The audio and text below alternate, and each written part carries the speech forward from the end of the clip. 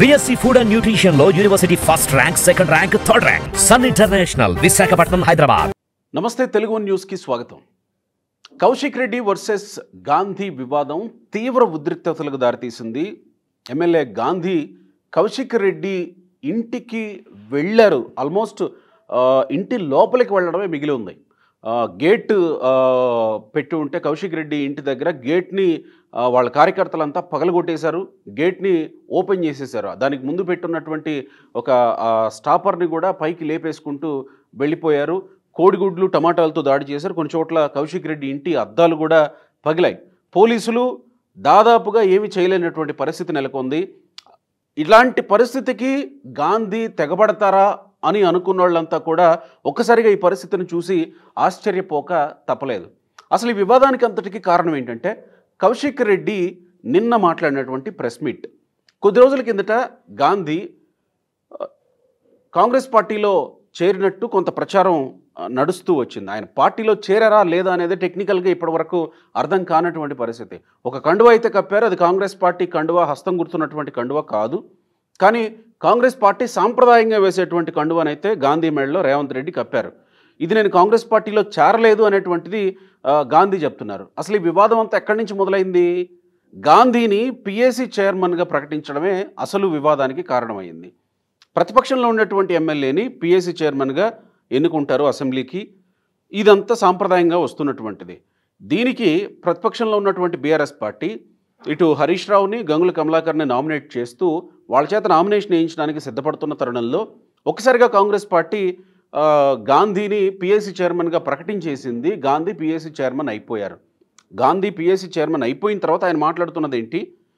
నేను కాంగ్రెస్ పార్టీలో చేరలేదు, నేను ప్రస్తుతానికి బీఆర్ఎస్ సభ్యుడినే, నేను కాంగ్రెస్ పార్టీలో చేరలేదు. రేవంత్ రెడ్డి నాకు దేవుడి కండువా మాత్రం వేశారు, అంతే తప్ప నాకు కాంగ్రెస్ కండువా కప్పలేదు. కాబట్టి నేను ప్రతిపక్షంలో ఉన్నటువంటి ఎమ్మెల్యేనే, సో నేను పిఏసీ చైర్మన్గా అర్హుణ్ణే సాంప్రదాయంగా అనేటువంటిది గాంధీ వాదన. దీనికి రగిలినటువంటి బీఆర్ఎస్ శ్రేణులు నిన్న ప్రెస్ మీట్ పెట్టాయి.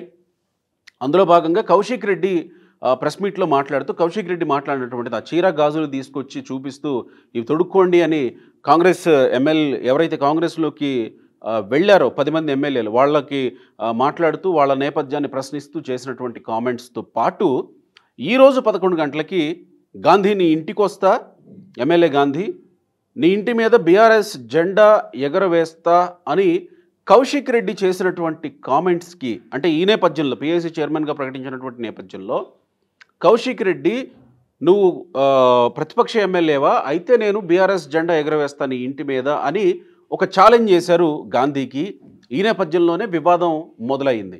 గాంధీ దాన్ని చాలా తీవ్రంగా తీసుకున్నారు. ఆ తర్వాత గాంధీ గత కొన్ని రోజుల కిందట మాట్లాడినటువంటి మాటల్ని కూడా ఆయన మీడియా ముందు ఉంచారు ఒక ఆడియో రూపంలో. ఈ నేపథ్యంలో గాంధీ తీవ్ర ఉద్రిక్తతకు లోనయ్యారు. గాంధీ దాదాపుగా కౌశిక్ రెడ్డిని ఏం చేస్తారు, ఒకవేళ వెళ్ళుంటే ఏం చేస్తారు అనేంతలా పరిస్థితి మారిపోయింది. మనం కౌశిక్ రెడ్డి ఇంటి దగ్గర చూసాం. గాంధీ చేసిన సవాల్ ఏంటంటే, నువ్వు 11 గంటలకు నా ఇంటికి వస్తావా, రా, నా ఇంటి మీద జెండా ఎగరవేస్తావా, చెయ్యి. ఒకవేళ నువ్వు రాకపోతే 11 గంటలకి నేనే 12 గంటలకి నీ ఇంటికి వస్తా, తేల్చుకుందాం రా అని అంటూ కాస్త బూతుల్ని కూడా ఎక్స్ట్రీమ్ లెవెల్స్లో వాడేశాడు.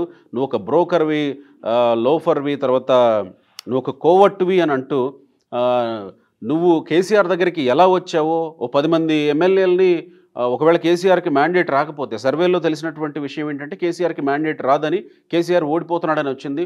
ఓ 10 మంది ఎమ్మెల్యేలని నేను తీసుకొస్తా అని కదా నువ్వు బీఆర్ఎస్ పార్టీలో జాయిన్ అయ్యావు, నువ్వు బ్రోకర్వి, నువ్వు కోవట్టువి అని అంటూ గాంధీ ఆరోపణలు చేస్తూనే ఒకంత లెవెల్ దాటిపోయి ఇక బూతులే, కనీసం మనం మాట్లాడుకోలేనటువంటి బూతులతోటి గాంధీ రెచ్చిపోయారు.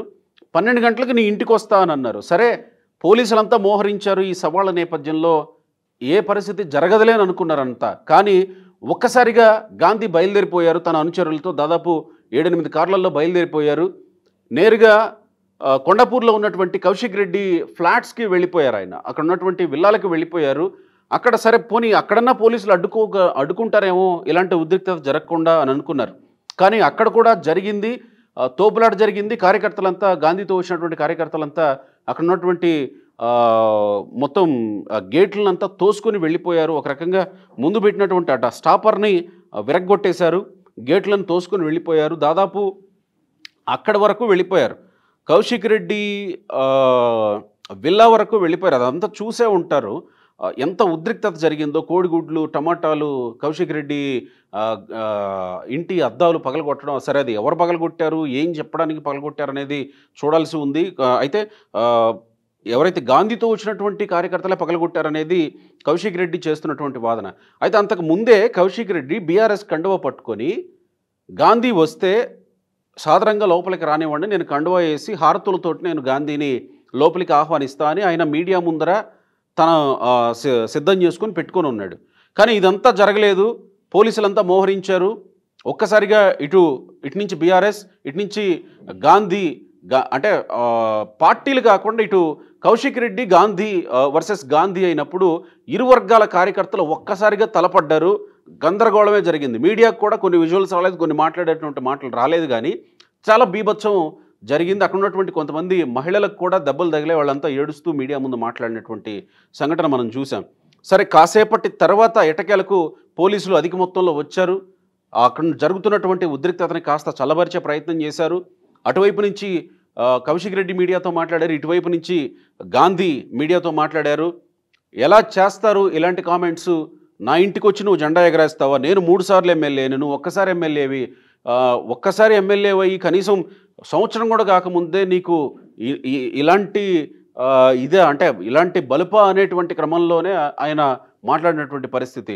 సో ఈ క్రమంలోనే కార్యకర్తలకు మధ్య చాలా తీవ్రమైనటువంటి ఒక రకమైన ఉద్రిక్తమైనటువంటి పరిస్థితే మనం అక్కడ చూసాం. అయితే ఇదంతా ఒక ఎత్తు అయితే, ఇదంతా జరిగిపోయిన తర్వాత పోలీసులు వచ్చారు, గాంధీని తమ వాహనంలో తీసుకొని గాంధీ ఇంటికి తీసుకెళ్ళిపోయారు. ఇదంతా ఒక ఎత్తు అయితే, ఇదంతా జరిగి అయిపోయిన తర్వాత కౌశిక్ రెడ్డి మొదలుపెట్టాడు, మీడియాతో మాట్లాడాడు. నేను కేవలం ఒక ఎమ్మెల్యే మీద నన్ను హత్య చేయడానికి వచ్చారు, ఇది నా మీద జరుగుతున్నటువంటి దాడి కాదు, మొత్తం తెలంగాణ సమాజం మీద జరుగుతున్నటువంటి దాడి. అరే ఆంధ్రుడా, నువ్వు ఆంధ్ర నుంచి వచ్చావు, మళ్ళీ ఆంధ్రాకి పంపిస్తా అని కౌశిక్ రెడ్డి గాంధీని అనడం మొదలుపెట్టాడు. గాంధీ దీనికి ఉదయమే ఒక రకంగా సమాధానం చెప్పినట్టు తన ప్రెస్ మీట్లో మాట్లాడారు. 2014లో తెలంగాణ ఉద్యమం ఉవ్వెత్తున ఎగసిపడుతున్న టైంలోనే నేను ఎమ్మెల్యేగా గెలిచా. ఏ పార్టీ నుంచి? టీఆర్ఎస్ పార్టీ నుంచి కాదు, వేరే పార్టీ నుంచి గెలిచా. అంటే తెలుగుదేశం పార్టీ నుంచి గెలిచారు గాంధీ. అంటే తెలంగాణ ప్రజలు నన్ను ఓన్ చేసుకున్నారు, నేను తెలంగాణలో ఉన్నోడిని అని చెప్పేటువంటి ప్రయత్నం ఉదయం ప్రెస్ మీట్లోనే చేశారు. కానీ ప్రస్తుతానికి ఈ కౌశిక్ రెడ్డి వర్సెస్ గాంధీ జరుగుతున్నటువంటి వివాదం కాస్త తెలంగాణ ఆంధ్రగా మార్చేటువంటి ప్రయత్నం. అంటే మొదటి నుంచి బీఆర్ఎస్ పార్టీ మీద ఉన్నటువంటి ఒక ఆరోపణ ఈ ప్రాంతీయ సెంటిమెంట్ని ఎక్కువగా రెచ్చగొట్టి, సెంటిమెంట్ని రగిల్చి లబ్ధి పొందేటువంటి ప్రయత్నం చేస్తుంది ఎక్కడ చిన్న అవకాశం దొరికినా అనేటువంటి ఒక ఆరోపణ బీఆర్ఎస్ పార్టీ మీద ఉంది. ఈ సంఘటనని కూడా బీఆర్ఎస్ అలా మార్చుకునే ప్రయత్నం చేస్తుందా అనే అనుమానాలు కొంతమందికి వస్తూ ఉన్నాయి.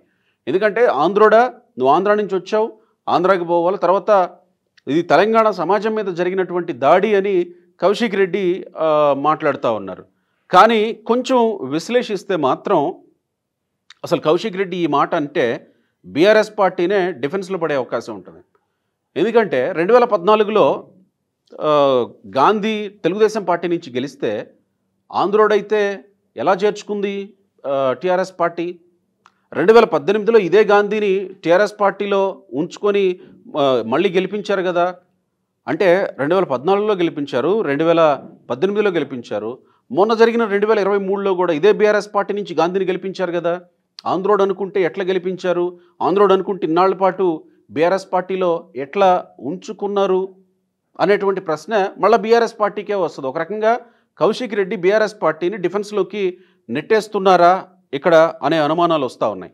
తర్వాత సామాజిక వర్గాల పరంగా చూసుకున్నా కూడా కొంత గాంధీ సామాజిక వర్గం అధికంగా ఉండేటువంటి ప్రాంతం హైదరాబాద్ సరౌండింగ్స్లో మనం చూస్తూ ఉంటాం. దట్టు కూకట్పల్లి, షేర్లింగంపల్లి ఈ పరిధిలో ఉండేటువంటి ఎక్కువ ప్రాంతాన్ని మనం చూస్తూ ఉంటాం. ఆ ప్రాంతంలో కూడా గాంధీ గెలవగలిగాడంటే కొంత గాంధీకి ఉన్నటువంటి సామాజిక వర్గ బలం కూడా కావచ్చు అనేటువంటి విశ్లేషణలు ఉన్న నేపథ్యంలో బీఆర్ఎస్ పార్టీ కూడా గాంధీ మీద అంత తీవ్ర స్థాయిలో ఆంధ్ర లేకపోతే తెలంగాణ అనేటువంటి స్థాయిలో స్పందించేటువంటి పరిస్థితి కనపట్ల. కానీ ఎమ్మెల్యే కౌశిక్ రెడ్డి మాత్రం ఆంధ్రోడా నీ సంగతి తేలుస్తా అంటూ మాట్లాడుతూనే రేపు నేను నీ దగ్గరకు వస్తా, దీనికి ప్రతిచర్య ఉంటుంది, ఏం చేస్తావో చూస్తానంటూ ఆయన సవాల్ చేస్తూ ఉన్నాడు. సరే, హరీష్ రావు హుటాహుటిన ఈ విషయం తెలుసుకొని బయలుదేరి వస్తూ ఉన్నాడట. హరీష్ రావు వచ్చిన తర్వాత ఆయన ఏం మాట్లాడతాడు అనేది చూడాలి. కానీ ఇక్కడ కీలకమైనటువంటి విషయం ఏంటంటే, కౌశిక్ రెడ్డి వర్సెస్ గాంధీ జరుగుతున్నటువంటి వివాదాన్ని కాస్త రెండు రాష్ట్రాల మధ్య వివాదంగా లేకపోతే రెండు ప్రాంతాల మధ్య వివాదంగా సృష్టించేటువంటి ప్రయత్నం కౌశిక్ రెడ్డి వర్గం నుంచి, కౌశిక్ రెడ్డి నుంచి రావడమే కొంత ఆశ్చర్యంగా అనిపిస్తూ ఉంది. దీనివల్ల టీఆర్ఎస్ పొందే లాభం ఏమైనా ఉందా? పొందే లాభం కంటే అనవసరంగా నష్టపోయే అవకాశమే ఉంటుందేమో కదా. వాళ్లే టీఆర్ఎస్ పార్టీని బీఆర్ఎస్గా మార్చి దేశం మొత్తంలో మేము కంటెస్ట్ చేస్తాం, మా జాతీయ పార్టీ అని చెప్పుకున్నటువంటి టీఆర్ఎస్ నేతలు, కేసీఆర్ దేశ్కి నేతగా టీఆర్ఎస్ శ్రేణుల చేత కొనియాడబడిన కేసీఆర్ ఇప్పుడు మళ్ళీ తెలంగాణ ఆంధ్రోడా అని అంటూ మాట్లాడితే ఎట్లా ప్రజలు దాన్ని తీసుకోవాలా, ప్రజలు ఎట్లా దాన్ని స్వాగతిస్తారు? సో ఓవరాల్గా మొత్తం ఈ ఇష్యూలో ఒకవేళ ఈ అంశం హైలైట్ అయితే తెలంగాణ ఆంధ్ర మధ్య ఒక రకంగా మళ్ళీ సెంటిమెంట్ని రగిల్చేటువంటి ప్రయత్నం చేస్తే బీఆర్ఎస్ పార్టీని డిఫెన్స్లోకి నెట్టేస్తున్నావేమో అన్నటువంటి స్పృహ కౌశిక్ రెడ్డి కోల్పోయారేమో అనిపిస్తుంది. ఈ కామెంట్స్ చూస్తుంటే ప్రశాంతంగా ఎవరి పనులు వాళ్ళు చేసుకుంటూ ఉన్నారు. దాదాపు 15 సంవత్సరాలు అంటే మూడోసారి ఎన్నికలు జరిగాయి రెండు రాష్ట్రాలు విడిపోయిన తర్వాత 14, 18, 23 ఈ 3 సార్లలో తెలంగాణ రాక ముందు జరిగినటువంటి యాజిటేషన్స్ ఆ కథంతా వేరే. తెలంగాణ వచ్చిన తర్వాత, తెలంగాణ రాష్ట్రం ఫామ్ అయిన తర్వాత ఆంధ్ర తెలంగాణకి మధ్య ఎక్కడా సరిహద్దు గొడవలు రాలేదు, ఎక్కడా ప్రాంతీయ విభేదాలు రాలేదు, ఎక్కడా భాషా విభేదాలు రాలేదు. కానీ ఈ టైంలో అంటే దాదాపు 3 పర్యాయాలు ఎన్నికలు జరిగి అయిపోయిన తర్వాత 10 ఏళ్ల తర్వాత కూడా ఇంకా ఈ పాచిక వేసి బీఆర్ఎస్ పార్టీ లబ్ధి పొందాలనుకుంటే అది వాళ్ళకే బూమ్రాంగ్ అయ్యే అవకాశం ఉంటుందేమో అని కొంత బీఆర్ఎస్ పార్టీ ఆలోచించుకోవాలేమో. ఎందుకంటే గాంధీ 30 ఏళ్ళుగా ఇక్కడనే ఉంటున్నాను, నేను 30 ఏళ్ళుగా ఇదే ప్రజలతో కలిసి ఉంటున్నాను, ఇదే ప్రజలతో కలిసి వ్యాపారాలు చేసుకుంటున్నాను, రాజకీయాల్లో 2014లోకి వస్తే ఇదే ప్రజలు నన్ను గెలిపించారు, దేశంలోనే అతిపెద్ద నియోజకవర్గం అయినటువంటి శేర్లింగంపల్లి 7 లక్షలకు పైగా ఓటర్లు జనాభా పరంగా చూస్తే ఇంకా ఎక్కువే 10 లక్షలకు పైగానే ఉండేటువంటి శేర్లింగంపల్లి కాన్స్టిట్యున్సీకి నన్ను ఎమ్మెల్యేగా ఎన్నుకుంటూ వచ్చారు. సో నేను తెలంగాణ వాడినే, తెలంగాణలోనే ఉన్నాను, తెలంగాణ అస్తిత్వమే నాది అని చెప్పుకునేటువంటి ప్రయత్నం గాంధీ చేస్తూ ఉన్నారు. కాదు అని చెప్పేటువంటి ప్రయత్నం ఒక రకంగా కౌశిక్ రెడ్డి వైపు నుంచి జరుగుతూ ఉంది. అంటే రెండు ప్రాంతాల సమస్యగా దీన్ని చిత్రీకరించేటువంటి ప్రయత్నం జరుగుతుంది. అసలు సమస్య ఏంటి? పార్టీ మారినటువంటి ఎమ్మెల్యేలకి పిఎస్సి చైర్మన్ ఎలా ఇస్తారు అనేది ఒకటైతే, రెండోది కౌశిక్ రెడ్డి చేసినటువంటి కామెంట్స్. ఏ ఎమ్మెల్యే అయినా నీ ఇంటి మీదకి వచ్చి నేను ఒక పార్టీ జెండా పాతుతా అంటే ఒప్పుకుంటారా? అది సబబైన ఛాలెంజేనా? ఒక రకంగా కౌశిక్ రెడ్డి ఇలాంటి కామెంట్స్ చేయటం, గతంలో ఇలాంటి పరిస్థితిని ఇలాంటి కామెంట్స్ చేసిన ఎమ్మెల్యేలని ఎక్కడా చూడలేదు. మహా అయితే నీ మీద ఇన్ని ఆరోపణలు ఉన్నాయి, నువ్వు గుడిలోకి రా తేల్చుకుందాం అని అంటారు, లేదు నేను వస్తా ప్రమాణాలు చేస్తా తేల్చుకుందాం అన్నటువంటి ఆరోపణలు, లేకపోతే రేవంత్ రెడ్డికి కేటీఆర్కి ఆ మధ్యకాలంలో జరిగినటువంటి ఛాలెంజ్ కూడా మనం చూసాం. ఎవరు డ్రగ్స్ తీసుకుంటారు, ఎవరు తీసుకోరు అనే దాంట్లో వైట్ ఛాలెంజ్కి సిద్ధమా అని అంటూ వాళ్ళిద్దరు విసురుకున్న ఛాలెంజ్లు కూడా చూసాం. అంతేగాని నీ ఇంటి మీదకి వచ్చి జెండా బాతుతా అనేటువంటి ప్రయత్నం ఇప్పటివరకు ఎవరూ చేయలేదు. బహుశా కొంతమంది విశ్లేషకులు మాట్లాడుతున్న దాని ప్రకారం కౌశిక్ రెడ్డి కొత్త కావడం, రాజకీయాలకి మహా అయితే 40 ఏళ్ల లోపే ఉన్నటువంటి కుర్రాడు కావడం, కొంత ఉత్తమ్ కుమార్ రెడ్డికి కాస్త దగ్గర బంధువైనటువంటి వ్యక్తి కావడం, కాస్త ఒడ్డు పొడవు కాస్త బాగా ఉన్నాను కదా అని చెప్పి తనను తాను చూసుకొని కౌశిక్ రెడ్డి కొంచెం ఎక్కువ ఊహించుకుంటున్నాడేమో అనేటువంటి విశ్లేషణలు కూడా కొంతమంది నుంచి వినబడుతూ ఉన్నాయి. సమస్య ఏంటి? ఇది హైకోర్టులో మొన్న హైకోర్టు చెప్పింది చాలా క్లియర్గా. 3 ఎమ్మెల్యేలకు సంబంధించి దానం నాగేందర్, కడియం శ్రీహరి, మరొక ఎమ్మెల్యేకి సంబంధించి తెలం వెంకట్రావు ఎమ్మెల్యేకి సంబంధించి చర్యలు తీసుకోండి 4 వారాల్లో. ఒకవేళ మీరు చర్యలు తీసుకోకపోతే కనుక మేము ఇందులో ఇన్వాల్వ్ అయ్యి సుమోటోగా ఈ కేసును తీసుకుంటామని హైకోర్టు ఆదేశాలు ఇచ్చింది. సో 4 వారాలు గడవక ముందే ఈ వివాదం లేవడం అనేది గాంధీకి అదే రోజు పిఏసీ చైర్మన్ ఇవ్వడం, ఇది వివాదం. కానీ ఆంధ్ర తెలంగాణ మధ్య వివాదం సృష్టించేలాగా లేకపోతే సెంటిమెంట్ రగిల్చేలాగా ప్రయత్నం చేయడం అన్నది ఒక రకంగా బీఆర్ఎస్ పార్టీని డిఫెన్స్లోకి నెట్టేటువంటి ప్రయత్నం కౌశిక్ రెడ్డి వైపు నుంచి జరుగుతున్నట్టే అని అనుకోవాలి. సో వివాదం ఇక్కడ ఉంది, కోర్టులు చూస్తాయా, స్పీకర్ నిర్ణయం తీసుకుంటారనేది చూడాల్సి ఉంది. కానీ ఏది ఏమైనప్పటికీ పోలీసులు మాత్రం ఇక్కడ కంప్లీట్గా ఫెయిల్ అయ్యారు. అప్పటి వరకు కాపు కాసినటువంటి పోలీసులు అటు నుంచి ఇటు, ఇటు నుంచి లేకపోతే గాంధీ ఇంటికి ఎవరు రాకుండా, కౌశిక్ రెడ్డి ఇంటికి ఎవరు రాకుండా కాపు కాసినటువంటి పోలీసులు ఒక్కసారిగా చేతులు ఎత్తేశారు, దూసుకొని వెళ్ళిపోయారు ఎక్కడికక్కడ. కౌశిక్ రెడ్డి ఇంటి దగ్గర చూసాం. కానీ ఇది పోలీసుల వైఫల్యంగా వాళ్ళు ఒప్పుకుంటారా లేదా, లేకపోతే మేము తక్కువ ఉన్నామని చెప్తారా, పోలీసులు ఏం చెప్తారో చూడాలి. కానీ ఇది రాజకీయంగా ఇటువైపు అంటే అసలైన కారణాల వైపు వెళుతుందా, ఆంధ్ర తెలంగాణ వైపు వెళుతుందా, ఒకవేళ వెళ్ళి బీఆర్ఎస్ పార్టీ మళ్ళీ చేతులు కాల్చుకుంటుందా అనేది మాత్రం చూడాల్సి ఉంది. Thank you.